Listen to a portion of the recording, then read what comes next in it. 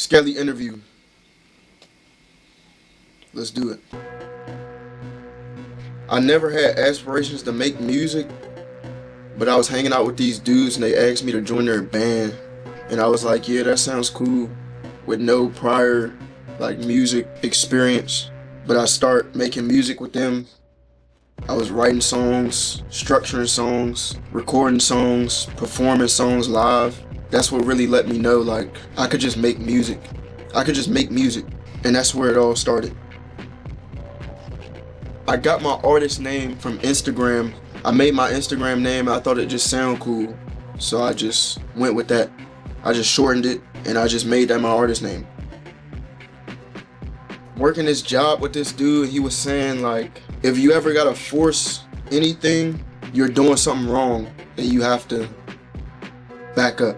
Something along those lines. I don't remember word for word, but something along those lines.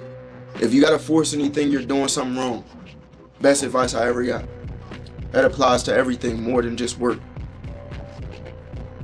Rico Nasty, I feel like she's pretty cool. She does something in the same vein as me as far as mixing rap and mixing alternative cultures together in one thing and making it not corny for the black kids. So I think that's cool. I would love to work with her and see just where her mind is at musically, and more so really just chop it up with her and see who she is as a person and get her insight on what she's doing and stuff like that. It'd be cool to do that. I think that'd be cool. My favorite artist to work with is Kudzu. He just cool, man. We just homies, and so it's never really we press for time or press to do nothing. It's just we hanging out, having fun, we making music. So it's always a good time. It's never bad vibes. It's cool. You know, we eat some food, we crack some jokes, watch some TV, make a beat, make a song, you know? So that's my favorite person to work with is Kudzu. When I first started making music, I was inspired by black metal and dungeon synth heavy. I really wanted my beats to sound like Skyrim with 808s, or dungeon synth with 808s, this real medieval shit. But as I start making more music and getting around more people that make music, I start listening to more the new age rage and hearing the distorted 808s and kind of mixing that into my style, and kind of listening to Memphis stuff and mixing that into my style, and just kind of an accumulation of different little shit I find interesting. But it all started with a rock background, black metal, dungeon synth, fucking whatever, man, whatever.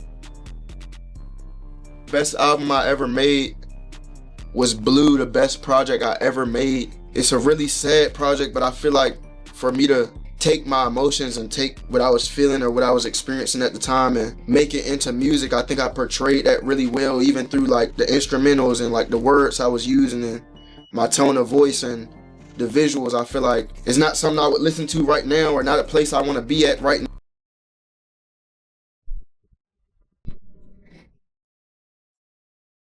The camera stopped recording. I think just the way I transmuted my emotions at the time creatively through the production and the writing and the visuals, I think it does justice to what I was feeling at the time and how I took what I was feeling and made it into an art piece. I think it's a great piece of art for that. But as far as something I would want to listen to right now, not Blue. Probably Second Skin as far as listenable music right now, and that's really good. I like Second Skin, my best work. Great mixing. Great mixing. Hey, not to pat myself on the back, great mixing. Holy shit, great mixing. No. Sit tight. Skelly to me, man, it's the next generation. I feel it's so many young artists who are talented and driven and focused and ambitious. And I just feel it's inevitable that if they keep doing what they're doing right now, it's inevitable that something great happens from it. That's what I think of when I think of Skelly. Skelly in the future, I mean, that's it. I already told you it is the future. That's it. I don't know what else to say about it. That's it. Okay, I'm done.